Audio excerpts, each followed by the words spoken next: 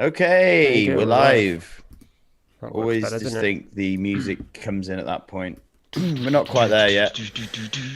All right, guys, welcome to My Mate's Creative Podcast. Joined always by me is our audio post-production guy, Yep. Andy. Yeah. The guy drinking I'm probably looking the wrong way. And Rob, video directing. But we're just mates. We're creative mates. Yeah, man. And this is episode 15 or something now. Yeah, probably. It's the third one. So, just like thanks all Squarespace. talking at the right time. What are we talking about tonight then, chaps? I wanted to talk. Well, I've been doing a lot this week, so we'll talk about me. I think it's mainly where you seem to be the one who led it a bit with the questions, and I'm happy to go with that. So. Yeah. So I was going to talk about pre-production and planning and like how it can sort of just putting down the groundwork of planning out a project actually is really important because I never used to do it before I started working for clients where you had like proper deadlines and stuff like that. You used to go into just start doing stuff, and I guess you make loads of mistakes, don't you? But the project takes ages, and you kind of probably overall don't finish with as good a quality product as if you'd sort of put some groundwork in at the start. Like the stuff we used to film when we were in uni, I was thinking about this the other day, like the stupid videos and stuff. Right, we must never have done any real planning of them. No, not at all. If anything, I felt that we probably prided ourselves on not doing any planning. It's like, right, we're in the moment, let's film something. I mean, sometimes it can work well that you just kind of do it, but a lot of the time, a very special if you don't plan it out, isn't it? it's got to be. You've got to be ready to go and have everything set up in the first place, which I think that also should be included in, pre-production. Is if it's if you got a spontaneous idea, if you've set everything up, that you can always just press record, or you can do something that's already set up, ready to go. That's true. Then it's when you're like, I got a great idea. Hang on, let me just put all loads of USBs in my computer. And why have I never got an extension lead? Honestly, I haven't got enough USB ports in the back of this Mac. I've got like 4 things I want to plug in, 5 things, and there's 4 USB ports. You've got to sacrifice something every time. Yeah, it's pretty annoying. So you don't have the. Hang on, Have you got one of these? No, what's that? I said no. I don't know what it is. Going the wrong way off the screen. Have you got a blurry stick? Oh, it's a little like hub, is it? It's it's like 6, but you need a power supply to run it, and I never have enough power supply all the time. So that's for 6, but I don't have a plug most of the time to plug that in. It's difficult because like I don't know. Classic, that is. Man. I don't know if it's true, but I imagine you get issues if you try and run like an audio interface through that. I was going to say that's some the of point, them, isn't it? some of them Be it doesn't work. Yeah, that's why I think you get the plug with it, because that powers it as opposed to. Oh, I see what you're saying. Yeah. But sometimes even that doesn't work. And again, I've got like more hardware that doesn't work with that than does, so I just don't use it. Yeah. Right. Next question then. I was thinking back to those. We don't have any other questions. Thinking back to those uni projects, which is what I was thinking on in the week. I mean, these are like videos, like video content, stupid video content that we used to make. Yeah. I don't remember ever editing them. Like, what did we used to edit them on? Rob. Rob, you edited one of them, didn't you? And we were all in the kitchen huddled around you, watching you edit. Yeah. Which, on a dank, roly stained table. Yeah. all just directing you how to make a really absurd video. But I don't remember any of it. I was thinking about this the other day because one of the videos I'd quite like to make on just sort of general art tips when it comes to wanting to film your art is that pretty much if you generally want to film, if you want to film yourself even a time lapse, the misconception really is that you just need to buy the camera and you can just time lapse it, which you can. But then what do you do with like a 10-minute time lapse if you don't have anything to edit it on? Even just to make it a minute long, you need some sort of editing, and I don't feel like they're sold as together when they kind of should be. Like, I suppose with Mac OS, you get iMovie bundled on with everything, don't you? I don't know if PC's got the same thing. I'm including that. I think they have. Yeah, I think there's like Windows Movie Maker or something. Is it? Oh, is there? Oh God, I think so. Yeah, yeah. iMovie is. It's. I'm not going to go into it, but it's amazing how they create these editing packages that if you pay for the real version, it's everything that annoys you about it is gone in the paid version. Final Cut is the iMovie version, isn't it? And everything that didn't work. And Logic is basically the version of GarageBand. So like everything that it wouldn't do, it could do in it. It was hilarious. You think, yeah, fair enough. Yeah. It annoyed me enough to get the real one. Yeah, I've not used Logic that much, but I do have a copy of it. I just don't use it. So, drifting back on to the question, Go on. Is that a Dave's probably the most free of our creative practices, being a painter. How much pre-planning do you do? Or do you just sometimes hit up a canvas and start whacking paint on? Less and less. The more I end up planning it. I have notepads. I have 3 all around me at the moment. And then I've got one there, and then I've got one over it. And I find, more and more I end up planning things out. Almost to the point where I wonder if I end up painting less because I end up planning it out more and more. I use a program that I like called Myla Notes, which is online account where you can drag in notes, and then you can drag in links to things that it might inspire you. You can just literally drag anything into it and have it all on a page, and you can look at it. So, when you see a video or something, you think that's kind of what I want it to look like. Yeah. Like, and then you forget the video.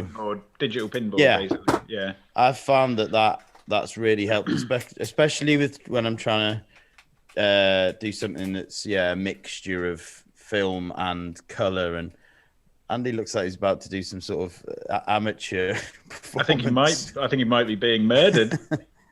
Yeah, someone's slowly strangling him whilst holding the camera. It's camera issues. Never going to change. Oh yeah, changing the battery. That's what happens. That's planning for you. Didn't change the battery from last week. Oh, you just got the one battery, Andy? No, I got 3 batteries. Okay, but no charger. I have to buy a new battery every week. I think I'm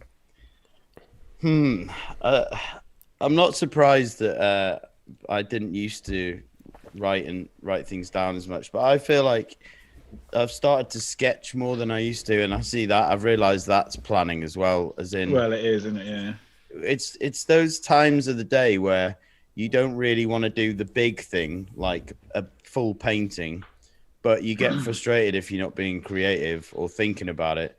So it's those times like when I'm sat where I'm just looking at the TV or something, where I realized I do quite a lot of planning more than ever. I'm either sketching or I'm writing something or drawing on my iPad, and it's this weird middle ground that's don't know. You should give yourself a lot of credit if you're filling that time with like planning, because you're just looking at your phone otherwise. You can see a way of filling. I mean, do you think do you want to be 100% like thinking about your art 100% of the time, or is it it's probably beneficial to have little windows out, isn't it?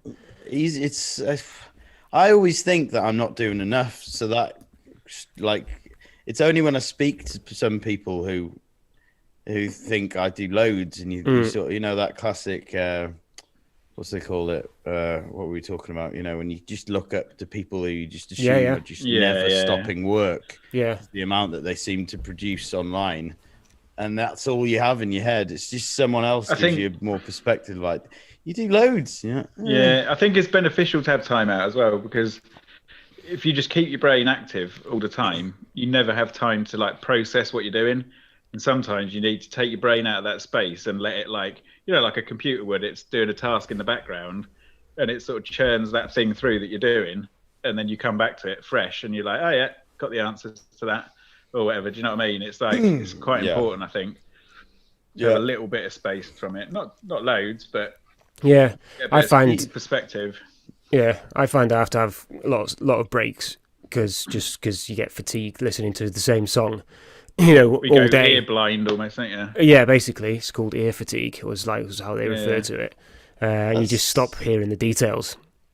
That's so funny you say that, because I was trying to put out a video on Friday, which was the title of it was "How do you know when work's finished?" And the tips, a lot of them were, you know, if you're pretty much close to the painting being finished, which is the same as, you know, if you've been editing all day or creating a song, you realize you've built up over time quite a lot of techniques. And then I tried to sort of explain them in this video, and you know, one of them was leaving the room and going for a walk and making sure that when I open the door again, the painting's the first thing I look at. And when I've had that break, my eyes will re-look at it, you know, after taking a break. And if there's something that's not right about it, my eyes will zero in on that. And if I kind of come in and it's still what I expected it to look like, it's like, okay, that's good.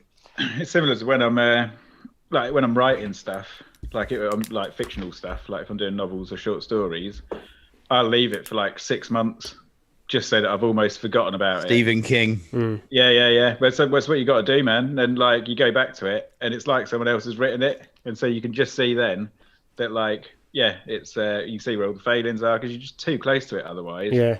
And because you know it word for word, so you're scanning it like that. Yeah. But really, you need to scan it as a complete body. I follow this guy. Started watching this guy's channel on YouTube. He's got a hardware company. He hasn't got a hardware company. He makes a hardware company. hard floor company. Yeah. He makes like hardware compressors for studios and you know, software as well. But he's got like a channel where he just gives out advice on mixing, how to mix music, but like doesn't show anything. He just talks about like the philosophy of mixing and stuff. He's like he looks like the kind of person who's got every Magic FM compilation. You know, he's like really laid back kind of guy.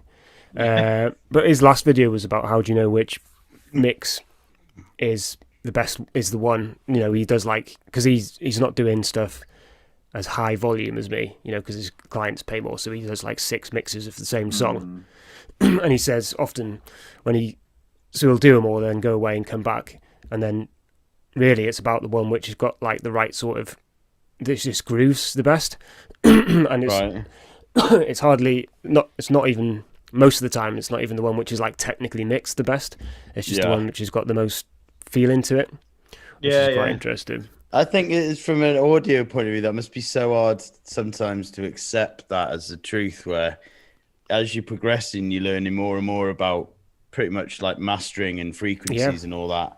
And that's basically goes against a lot of that. It's to say it's like technical versus taste, basically. It's like just because you technically get better, it's not always a good, people don't generally like that. Quite often I've found, you know. It's a very funny part of it all where but this mix is made more, I've done this one. It's like, that one sounds better. Sorry, mate, but that's why or editing when it's like, do you know, I just liked it when it was just like one shot. You know, all this editing, it's too confusing. But it took me ages. I wanted to put that Zoom transition in. I think I'm going to keep it in. That's why a lot of pop music like is just, it's a bit too clean, a bit too clinical for my tastes. Like there's loads of people who like that kind of thing. But like, you know, I mean, there are songs that make it into the charts that probably No, maybe not. I was going to say that I haven't been through a high-end studio, but I suspect everything in the top 40 ends up getting mixed down in a studio now. Or they do it on their computer more and more, just like, I mastered that, put it on the radio. It's like, people just doing it in their bedroom. I always remember when they did Thriller and they said they mastered the album and they put it, they put it on vinyl, and the whole production crew, all listened to it, Quincy Jones and everyone, they listened to it through, and they had this deadline to get it out, and they were like, no, we're going to have to remaster the whole thing. Just doesn't sound right. And redid it. So the one that you hear, you think, I would love to have known what it sounded like before, because it's just amazing to what's going on here? Hear the levels. Are you doing that on purpose, Andy? What is going on with my camera tonight? That's a good one to get paused on. Yeah. It could be worse, but it could be better. It's like slightly shut eyelids. That should be your like on your about page on your website. Thompson. Yeah, what photo choice was that out of a massive? I like that one. Oh, it's a change to this. When I was trying to do a self-portrait at home, I asked my parents. I took loads of photos of myself, and then I asked my parents what they thought, which one would be good as a self-portrait. It was so interesting, man. It was the classic that we all do, where you look at the one. I look at the one where I think I look the best, and it's generally not. It's a million miles away from the ones that someone would associate me with. Yeah, I mean, a self-portrait must be a really hard thing to do. I can't. I've never tried to do it. Maybe I should do it. Yeah, it's well interesting because you look at, especially when you join yourself in the mirror, the way that you look at yourself. You arrive at parts of your face where your mind starts to really. You're like, am I going to be on my side here? Generally, give myself this massive jaw and this tiny nose. I'm like, yeah. I'll tell you what, I'll do one. And a beard. I'll do one before next week and send it over to you for review. Like a drawing, not a painting, because I haven't got any paints. But they are fascinating. Like you learn something about yourself. And as I say, if you show it, if you also try as a part of it, maybe take some photos of yourself, like put a timer on, and show show your partner, show your wife, show them which one you would choose, because it's pretty much guaranteed that they would choose a different one. I think it's the way that my parents were looking at the photos, especially my dad. He was like just laughing at most of them. Like the ones that literally look. It snowed outside, and I thought I'll try a few outside. I ended up with this blue peacoat scarf with my hair slicked back. I was in the garden, and I did a few funny ones, but and the light that was hitting the snow and bouncing up just for that extra highlight. Like, who's that? What am I doing? Who am I even doing this for? It was Have you ever tried to do one, Rob? Well, yeah, went for art college, mate. Done loads. Yeah. How did you find it? All right, it's interesting. It's that it's when you're forced to look at things that you wouldn't normally look at again in that sort of intensity, and that's always interesting. That was the biggest thing, doing art for me, was it just changed the whole way my brain works. Instead of looking at I don't think I see buildings anymore. I see negative space within buildings, and it opens your world up a bit more to seeing shape and color and tone. And self-portraits, just fascinating things to do, because you never give yourself that much attention, I don't think. And then actually sitting down for a few hours and staring at yourself hard in the eye, better in a mirror, I think, is better, because you can get a bit psyched out and start having conversations with yourself. Who are you? Well, who are you? It's a really interesting process. It is, and I went to quite a few life drawing classes in Bristol, and I haven't been in a while. And the first time you go, and girl takes all her clothes off right in front of you, and you get out your sketch pad, it is a bit weird. But then you don't. it's not nudity after a while. You're just staring at like the limbs going, and it's like it's the longer you stare, it gets really interesting, man. Started doing them on YouTube. Well, me and my wife, we started watching them on YouTube. Like it's something to do when we were doing like dry January. Just nude people. Yeah, there's proper life drawing. Like they're like an hour and a half long, and it's split down into all the different. You get like do a 30-second one and all this sort of stuff. Massive. You put it on while you're having dinner, or were you? Actually do them. This was when we were doing like dry January or something. So you. Oh, nice. Bored as shit. Did they actually show the hearts? Can you do that on you? Yeah, they must do. They don't know, like, pretty much. I'm pretty sure. I remember when I went to college. You can't remember, Andy. Well, no, I can't remember. You could definitely see tits, but I don't know if like the rest of it was like discreetly sort of positioned away. But when I started college and we all did it, like we would have been like 17, 18 because it was a BTEC thing. Yeah. And first did life drawing, and the model was like this 45-year-old woman or whatever, and she'd just like after it all finished, she'd walk around afterwards and just like look at everyone's picture. Oh yeah, that looks good. That looks good. And there's this like young lad, and he was just sitting there, and he'd done this one. She went, "Oh, you've caught my nipple perfectly." He was just like, "Oh." It's just like, was she still how to make a teenager uncomfortable, man? Was she still a nip? Yeah. Just a nip hanging over his shoulder as he says it. Putting her dressing gown on as she said it, like "Ooh, caught me nip perfectly. Have a look." Whoop. Yeah, when I was in college, we did it quite a bit, and I would always get the most hardcore pose where I happened to be sat down. It'd be like basically up her ass, Like, and you just think, well, this is an option. I'm not gonna move because I don't want to look like. I'm not drawing this angle again. So like most of mine were, they were. If you had to choose the most graphic place, I felt like I just accidentally kept sitting there. But the first time I went, I think I was 15 or maybe 16. I went to life drawing class, and it was a naked bloke with an earring and a goatee. It was basically David Brent. Yeah. Now that I think about it, it was David Brent. He took it, and I remember almost passing out for a second because it was a lot to take. Like, guy taking his clothes off in front of you, and you're like, "I'm gonna draw this guy." But it was weird how quickly I got comfortable with it. Yeah, I suppose you do. Yeah. Interesting. Can you imagine doing it? What, being naked, or painting, or doing the drawing?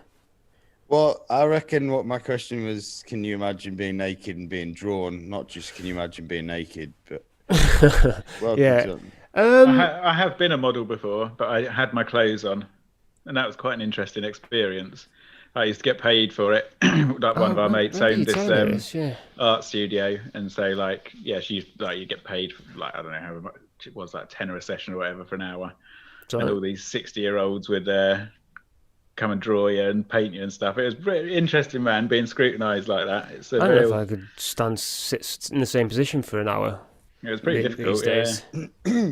Well, me and Rob have you got a swivelly chair, Rob? Because no, is it just me who's got a swivelly just you, chair? Yeah. I think it helps a little bit. Where did you find your mind? Like, were you thinking of anything in particular when you were sat being drawn, or? I can't remember now. It's like half my life away. I was only about 16 when I was doing that. Yeah. I remember it being a really good experience though, because it's like, I don't know, the people who draw you begin to see you differently as well, because they've spent so long with you. So it's like they're all, started off a bit shy or whatever first, all these old women and whatever, yeah. And then by the end of it, like, you're their best mate, even though they've not really said anything. And because they've been studying this picture, I mean, they're so proud to show you. I've got one of them at home still that she gave me.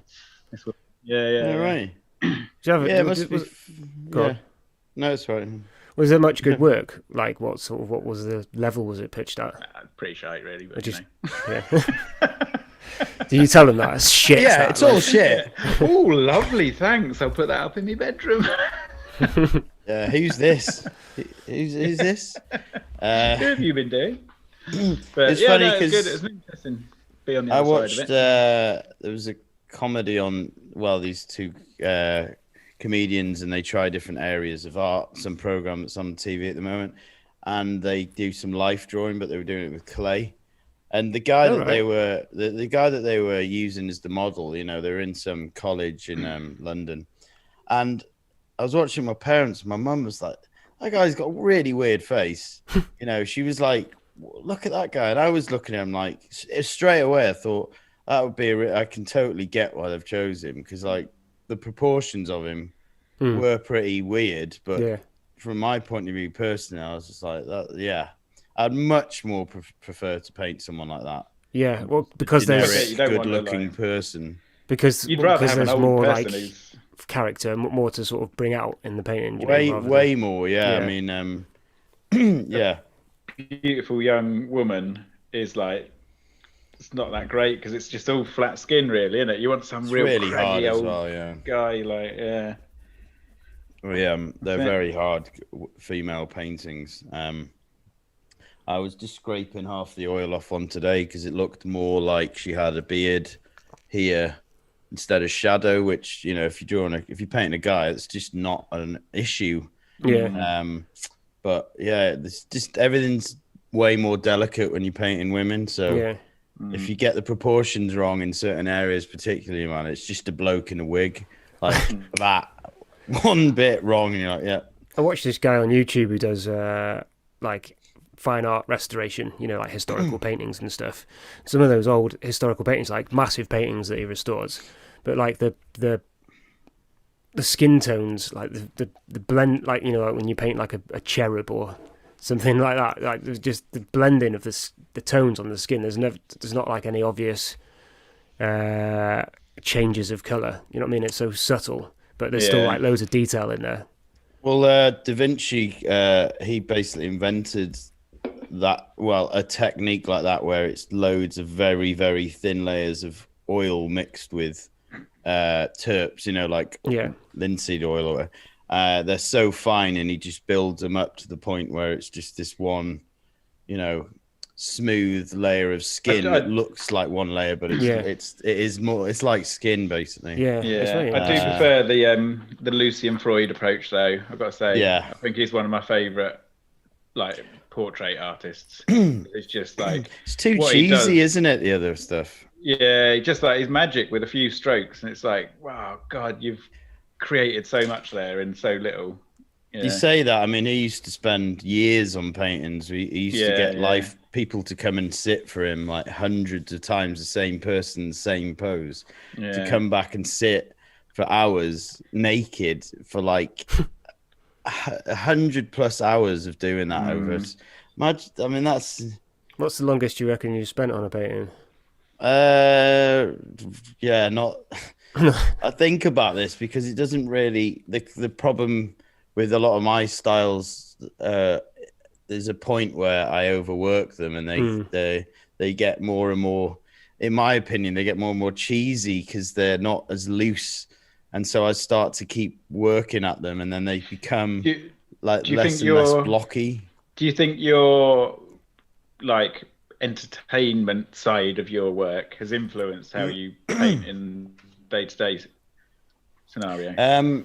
Yeah, and sometimes that feels like an issue, and sometimes like if I wasn't quite as complicated as my brain is, the fuck did I just say? Like ideally I would just, whatever my live paintings were, I'd just do loads of them on a small scale and sell them and have this really nice brand where it's like they're almost all the same, they're like sort of a pop art approach, but I'm just always trying to like progress or make the paintings better. I do that with my live paintings, but it leads me down confusing. As far as branding, I get quite off topic, and I feel these days I might be doing it more than ever. So, at the moment I'm also learning oil paint, which doesn't really work with my style that I post. No, it's and a slower approach, isn't it? It's a slower approach, but in the long run, it might be the better approach, especially for commission pieces. Like when I get it right, I think this is just a higher quality of painting, and it's just sometimes you have to accept the way you are. Doesn't, especially social media, it doesn't always. As I say, the best option for me would be to just stick to the plan, do loads of like quick pop art paintings, bright colors, and never worry about trying to progress them. Just do loads and loads of different icons. But if people were talking to me, especially from like, I can imagine my friends from home, who do quite, not creative jobs. I can imagine them saying like, Dave, why don't you just smash out loads of them, and just sell them and make prints, and they're right. But I think though, with creativity, you've got to get something out of it as well. Otherwise, there's no point in doing it.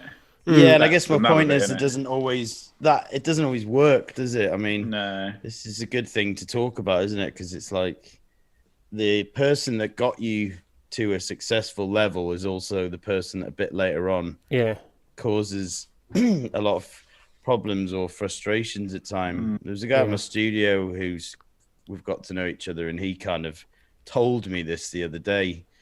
You can just, it's a weird one sometimes, but you just kind of got to accept that it's just the way you are. It doesn't always work. Yeah, I mean, there are people who, especially in art, I mean, not so much in music, but in like painting art, that do just stick to one style and bash them out for their whole life. But it's hard to work out whether that's like commitment or like laziness. I don't think it's either, really. I think it's like that actually, to become a master, you probably have to dedicate your whole life to one style, because you can't like, I know what you're saying, if you're in it for the art as opposed to like just doing a few nice pieces, whatever. If you're really, arty, I think that that's probably. What would be you know what I mean? Like, what would be the versions for you guys then, if that was mine? Well, it'd be bands who like stick on the same theme. I can't really think of many. Well, Santana or like. No, I mean for you personally. I suppose like. I was about to say it then. Like wedding photography. I see what you're saying. I struggle so much anyway, because mitzvahs or something. I work in video, and like I have worked in photography in the past as well. But like I like writing, I like proper film making, I like music making. So like that's it for me. It's like I can't stick to one, because if I do stick to one discipline, I get really bored and like it just doesn't suit me at all. So I do flit about a lot, and I'm quite happy to. It would do be that, really. like those like just sticking to just doing those explainer videos. You always see them on websites. They're just like whiteboard videos. So they're like shit 2D animations explaining like the squiggling of the. Yeah, I do loads of them because you can turn them around in like 20 minutes, and they pay $100 a video for the ones that I do. But like doing them your whole life, it's like how many acoustic guitar riffs can you think up? Well, I always think of acoustic guitars when I think of that. Yeah, it's the same. It's a terrible carrot though, isn't it, man? Because if you're like 10 minutes, £100 or whatever, like if I just spent 2 days just doing them as hard as I could, and then it'd be like, well, if I did 3 days worth, I could get like, and it's a bit of a killer for your creativity almost. I mean, like they never really, they always paid that amount, but when I first started doing them I got a bunch of people I do them for, they didn't really, they were frustrating because they were taking me like, I was putting way too much work into it basically. Yeah. And they were taking me ages. And then when I worked out all my pre-production process, i.e. having a specific library of sounds, and I'm just going to use these same sounds for every animation because no one gives a shit. Yeah. That is, we're kind of going a bit full circle here, because that is your pre-planning that is learnt through experience, isn't it? You're becoming efficient.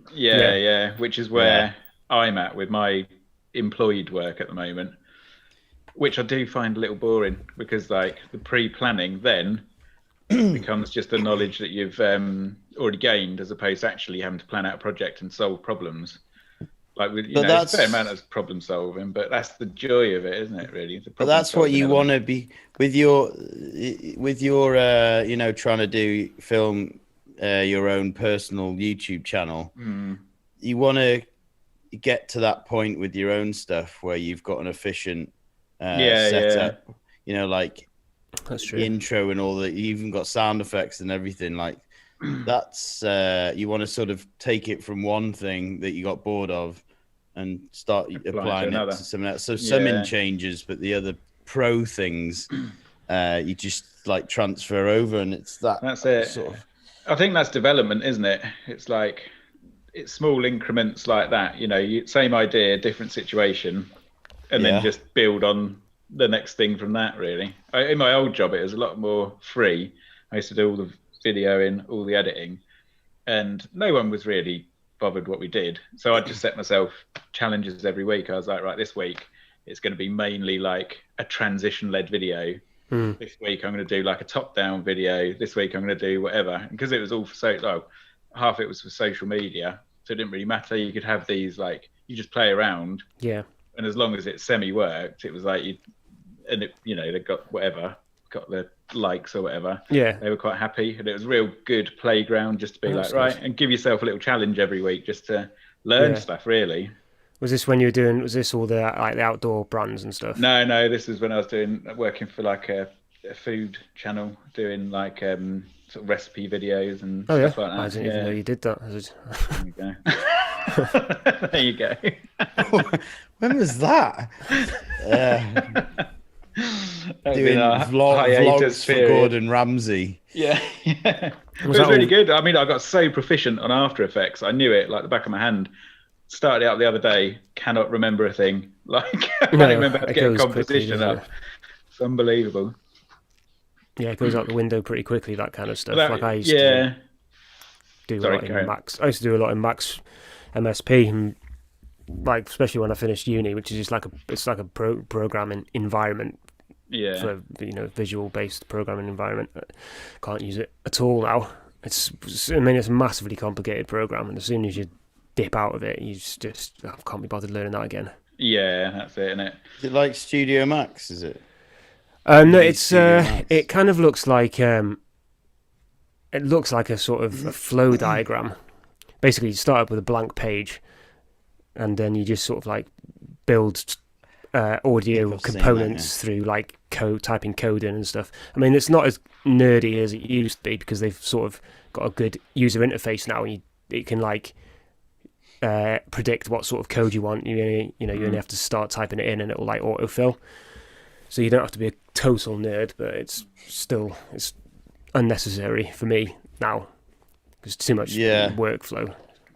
If you were trying to plan out things for making music, do you write stuff down? Do you start by writing some sound, or do you listen to music? When I'm doing the albums, so like there's the albums, the themed albums for the publishers who say what ones have I got lined up? I've got like high octane sports one, which I want to do.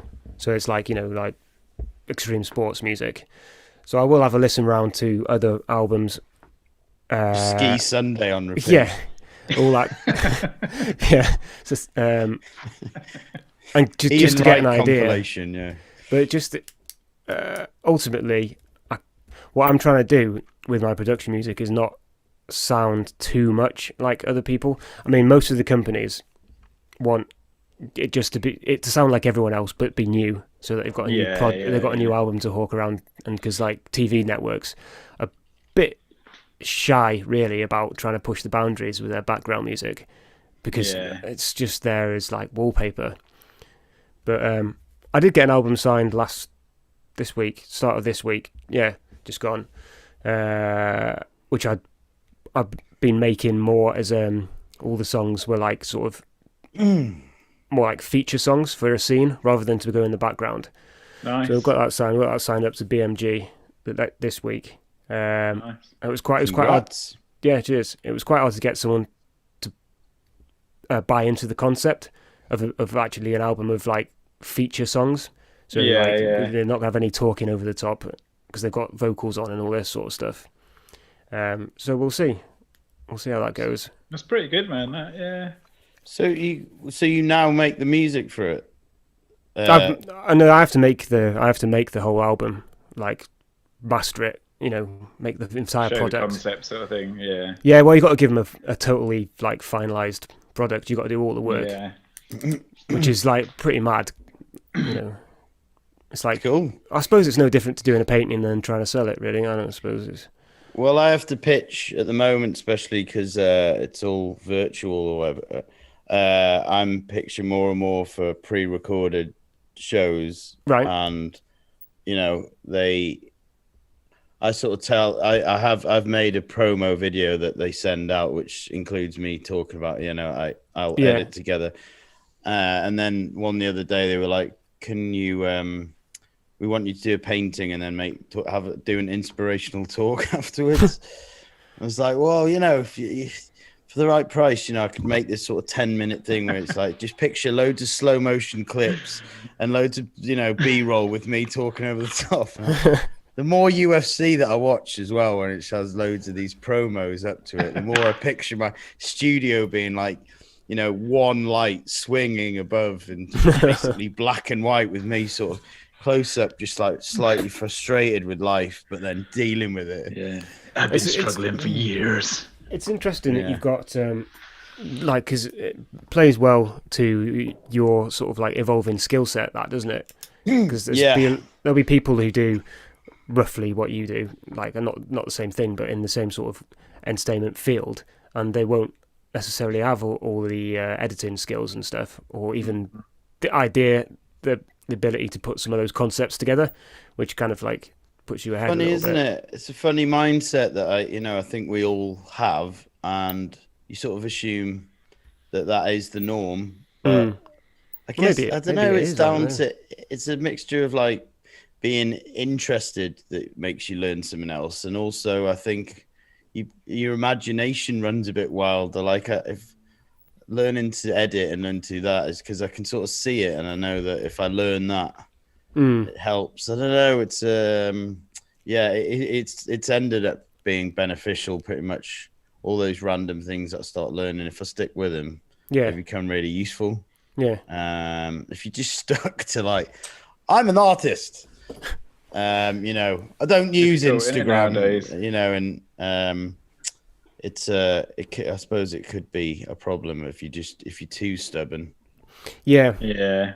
Of course, that could be us with TikTok, though, isn't it? That is an interesting point that I was thinking about this week, actually, that I think we'll save for a further podcast, though. And it's like, how much of your like energy goes into social media instead of the creativity, and like really your social should push you whatever you're doing creatively, but it's kind of almost flipping on its head nowadays.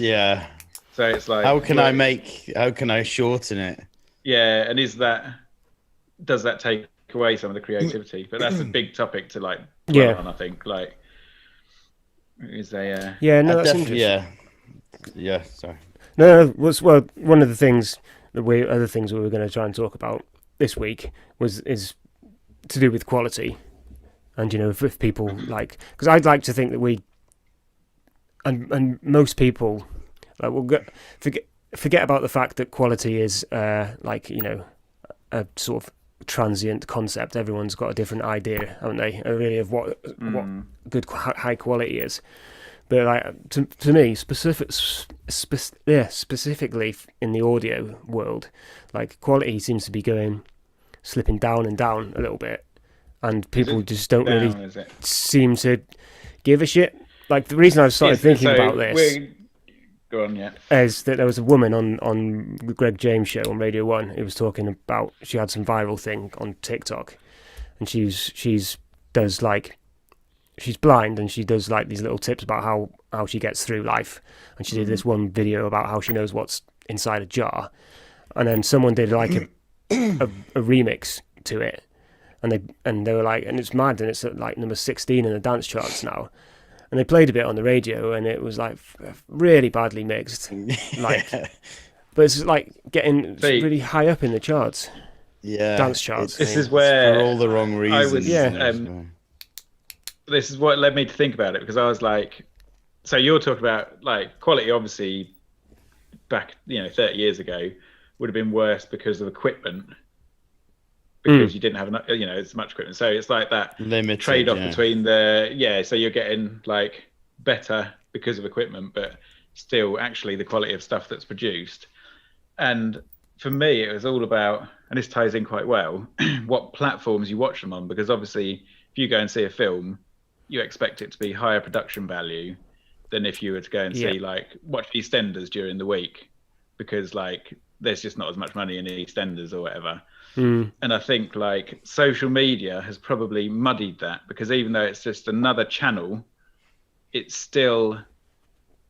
is still a different channel. So if that thing started on social media, it probably would never have been developed to the degree that it would have been if it was actually for the charts, if you know what I mean. Yeah. And because it got big on social media, then that has slipped into the charts, and it's like this weird crossover of the two worlds. But I think I think generally it's platform led. Yeah. And like it's easy to think that social media should be really polished, but actually a lot of it is just a guy with a camera, or a guy at home in his bedroom studio, or it's it's so hard to shut off from that when you could when you could edit it. It's even I was trying to, when I was talking the other day, like I tried to stick to just using one camera and just chop that up. That's it. Yeah. And after a few takes, I couldn't help it. There was another camera there. I got the 50mm lens on. I was like, I'll have one that's closer just in case. And well, you need it's like, I suppose that's the thing. Like you'd have had those nice shots to cut in between before, whereas everyone now, the jump cut has become more and more prevalent, because it's ridiculous. Yeah, because people just don't have, if you're filming yourself, you haven't got two cameras set up most of the time. Whereas before, you'd have made sure you'd shot your B-roll so that you could have something to cut to whilst you were making the cut. So it is like it's influencing everywhere. But yeah, I think it's very. It sent me off on a right. Yeah, I don't suppose you'll ever like. I suppose that's a good point. Like the jump cut, and where they just like someone's talking to camera on YouTube like this, and they just like cut a bit out and shunt two clips up next to each other. You're never probably gonna. That's probably never going to make it into like TV viewing, is it? I don't suppose. Just thinking, imagine TV where it's just. But it does. It's on like I watch loads of like survival programs. Yeah. And they're essentially an hour-long vlog of someone on their own in Alaska surviving. Like Les Stroud stuff. Yeah, and so it does. It entirely depends on your platform again. Like that's acceptable in that, but you'd never get it in a film. Because that would just be ridiculous, wouldn't it? De Niro scene. Yeah. I've never thought of that. That's it now. I'm going to be watching stuff just got no gaps. Just... Yeah. I mean, it does do that in old films. If you watch them back now, that does do that. But yeah, it's interesting. Like it is, it's easy to think that it doesn't happen, but that has happened for quite some time on like in certain genres of, quite respected sort of television. Yeah, maybe I just tuned into it now these days more. I've certainly tuned into the audio thing more because it annoys me more. The more you know, maybe it's just because you're getting older as well. Yeah. But like the more you sort of become an expert in something, when people get success and aren't as good as you, it's pretty annoying, isn't it? That'll be their one success though, won't it? Well, that's potentially. I think you've got to play the long game, and Yeah, it's a funny one. That it is. Ideally, you would just be just always open-minded to everything. Well, you wouldn't even slightly go, they don't deserve that. You go, well, probably what but. Yeah, I mean, it's subjective. Are we like that? I don't know. Don't think so. If a bunch of people like it, then, it has to be good in some way, surely. 50 Shades of Grey. Exactly, yeah. 50 Shades of Grey, classic example. Like, the critics hate it because it's like, it's not very well written, it's not whatever. but people just wanted to see some woman getting her arse spanked. That's the reality of it, and it's sold really well. And sometimes you've got to bow to the public, the great idiots that live out there, and just say, yeah, okay, have that one. Yeah, I suppose so. If they've got the money, they're controlling the coin. Yeah, that's it, isn't it? I haven't seen it. I've never watched it. It's a book. It's a film as well. Oh, it is a film as well. Yeah. I haven't seen it though. That sounded really weird. It's a book. It started as a book, though, is what I meant. Another one that started as a book was The Martian, and I mean that's a great film. Yeah, no, it's good. I've read the book, listened to the audiobook, and watched the film. Weirdly. All right. Yeah. Fanboy. Yeah, I haven't read it. No. Tick the other two. I thought the podcast. I thought the audiobook was the best version of it. It's so good, isn't it? Like it's so intense to the point where if you're listening to it for a while, you have points where you start to think it's based on it's real. Yeah. How did he actually get back? That's the point. I think that's the point to hang on to. There is that the guy who wrote The Martian, I believe, has gone on to write other successful novels. So his platform that he used, which was self-publishing to get his book out there, which then became a hit, has then catapulted him up to actually achieving recognition in the proper industry that he was trying to get to. Whereas the person who released that song that you heard, probably everyone will listen to that song and go, I'm not going to sign him because he's not professional enough. True. Well, you know what I mean? So it's like it's a bit of a sort in the wheat and the chaff a little bit. There's a bit in extras where Ricky Gervais, he's going, I want to be respected. I don't want to just do more frothy nonsense. And he says, and he starts talking about the doll that they sell of him, going, you having a laugh? And he goes, don't knock those people who buy it, because those people will buy anything. That crazy frog guy, he sold millions. And he goes, yeah, where's he now? It's like, probably working on what I like now is on song, maybe. On random adverts now, you actually hear the song from The Office or whatever it was. Was it The Office where David Brent did the song? Free love on the free love highway. Yeah. That's used seriously on adverts now. Yeah. It's like, have you missed the joke here, guys? Come on. Like, what's going on? Such a good song. They're using it for really serious campaign. Yeah. But it's an interesting debate, and I think I do think that there's a lot more crossover nowadays because of the democratizing of creativity, which is the internet. I think there's a lot more scope for these things to slip through. And massive. Yeah, that's the problem with the music thing is now that it's happened for a long time. Like they've been counting streaming as X amount of streams counts as like one sale.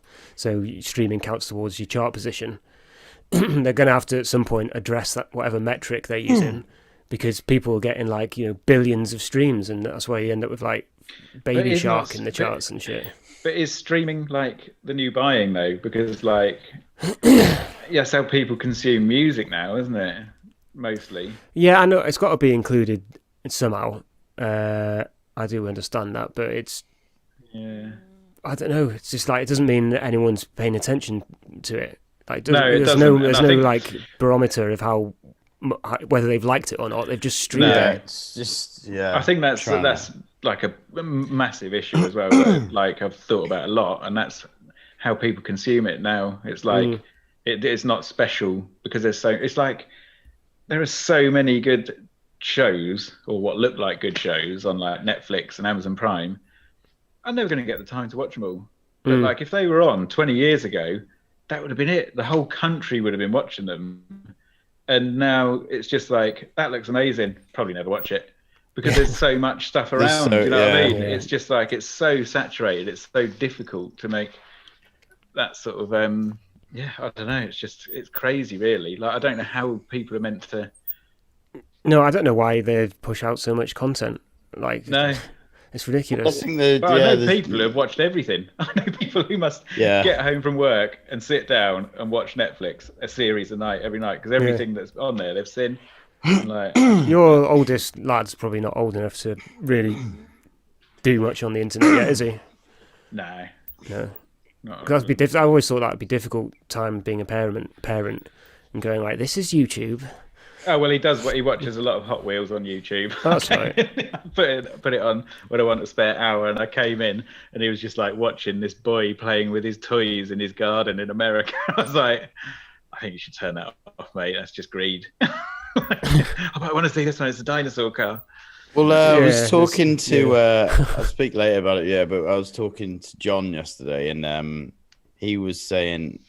He was like, do you know that guy, Mr. Beast? Do you ever watch him on YouTube? Yeah. Loads of kids are into like his videos. And I mean, I don't know what the message is after you watch one or two and you're like, yeah, I get it. And then he just posts videos where he gives away, millions of dollars to someone who drops his pizza off or something. Yeah. And he kind of works out the money he gets from YouTube. He kind of just puts it back into the next video. And it's kind of good, but also getting influence that's from a young age where you're going, this is so clever, and you're like, I've said it before as well though, it's that like commodity driven YouTube, like it's so commodity driven and like, oh, I'm so rich and I've got this and I've got that and I've it's just like it's a bit I love it on one hand, but all of that sort of stuff I don't like. I find it a bit poisonous and like the constant need to upgrade your cameras, and it's like, you don't need to. It's like, oh god, is this still relevant in 2021? And it's like, well, yeah, it's 2 years old. Of course it is. Yeah. the thumbnail thing, I almost feel a bit sad because I watch so much YouTube, but then if there's a bit of a trend and you sort of scrolling through stuff and you see that all the kind of YouTubers are doing the same kind of video, and you think it's like all the worst bits about what you like is suddenly get shown at once. And they're all pretending that it's their own idea as well. That's what gets me. Yeah. Like, the photography one I follow is like, at the moment it's, how big can you print an image from a APS-C sensor, full frame, and like a micro 4/3? And I watched the first one. I was like, that's a really interesting idea. Well done, yeah. And then everyone else I followed just had the same video come up within the next 2 weeks. And it's like, come on. Yeah. Right. There's a lot of people doing that for producers flipping the same song. You know what Andrew Huang does? Yeah. Oh, now that's catched on, isn't it? Yeah. Cool. But it's going across, like, there are other people, it's crossing genres of music. So there's like, guitarists doing like, their own, like, give them a piece of music and then 4 different guitarists do 4 different solos over the top, which is that's all right though. Twisting on it, isn't it? Yeah, that's a bit better because it's a bit more community based, isn't it? As opposed to just like copying someone else's idea, Yeah, I mean, you're going to be copying people's ideas ultimately. That Andrew Huang one. Yeah. I mean, when you watch stuff like that and you do see how much time they put into the editing and the way it's put together, it's such a great example of, and it inspires you to put, if you're going through a stage, if you're going through a week where you're taking in a lot of content, which is very fast and straight to the point, you sort of subconsciously start to think, I need to make videos like that. But then if you suddenly watch something that properly inspires you, which is longer, and you can see how much producing's gone into it, you're like, what am I thinking? I want to do something like that, man. Like that leaves such a stronger emotion with me than loads of these fast videos that got millions of views and they're arguably entertaining, but then you forget about them straight away most of the time. Yeah, his editing's really good. I don't know if I feel like he might do it all himself, but I don't know really. He might not now, but he's probably got that guy, Yeah. This is my editor's studio, but I mean, they all have earned that, haven't they? Yeah, of course, yeah. They all did a lot. As far as I'm trying to continue to do videos now, and I've realized part of the planning is to even get into a much better efficiency of when I've filmed something, get it off my camera and put it onto my computer into a folder. Oh, you get so annoyed with yourself if you don't do it immediately. Like, what day was this? What does this even mean? What is this one? Or you go, you're worried that your 64 gig memory stick might be out of, running low. So you go to film the next thing and you just erase anything on the card, and then you start recording. You go, I've just erased what I've just filmed. I've just got rid of everything I've just filmed all day because I was worried about it. I had to send a load of PDFs to my accountant, for the tax return and that. And I didn't have a USB stick, and I went online and I was like, oh man, I'm just send him like a terabyte USB stick with some flipping PDFs on, because I don't get it back. I managed to buy a 30 megabyte USB stick. Was it like 30p?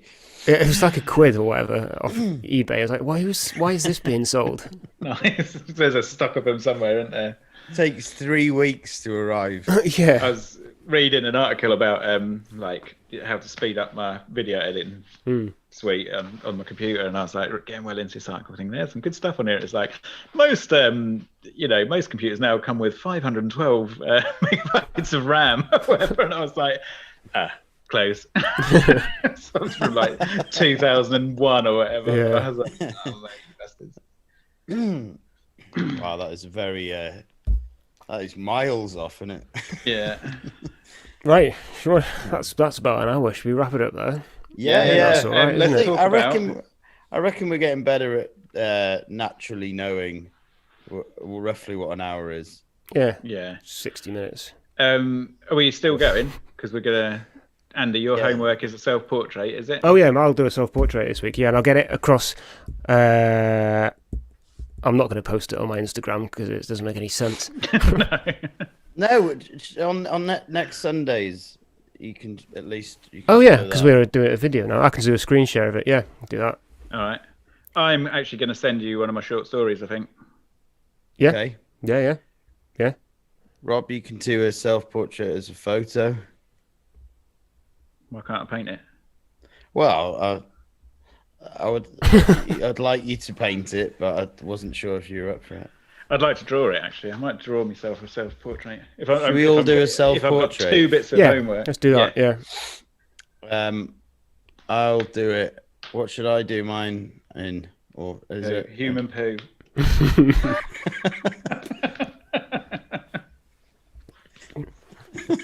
But not your own. Don't even know what to say to that. I'm just like, it's not even out of the question. You have to hold it like whatever that. you want. I think you're probably best placed to know what was going to be like sort of challenging-ish, but I think you should make your own charcoal and do it with that.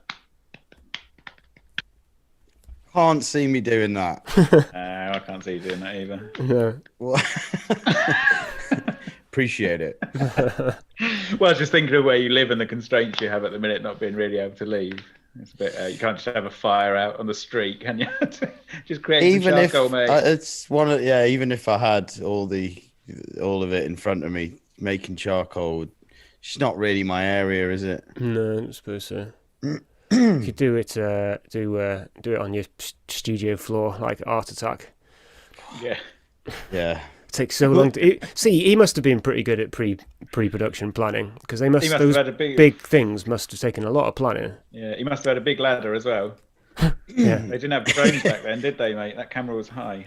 It's on a stick. On a stick, lad. Well, yeah, I don't know. How do you reckon you'd start off planning that project, just quickly? Like you'd always do the big one. You'd have to. On a small scale, I think that would help a lot. Just doing a smaller version. You can't. It's quite hard to do it smaller. I think you'd start a lot bigger and then just shrink it down. You start 4 times as big. I know what you mean. Yeah, I don't know. I spoke to the 2 directors he used to work for when I was on How, and it was in the same studio that they filmed Art Attack for like 25 years. Right. And I think he was pretty driven, old Buchanan. Yeah. Neil Buchanan. Yeah, I think he did have some genuine artistic talent, but yeah, well, must have done. Yeah, I do remember watching one of them though, and he was like, and it's the line that stuck with me. I've been watching this Art Attack for like 10 years. Fucking loved it, and he was like, I mean, don't worry if you don't do very well at school, kids. I didn't even get through art college. I was just like, I didn't even get through art college. That's a good impression. I was like, yeah.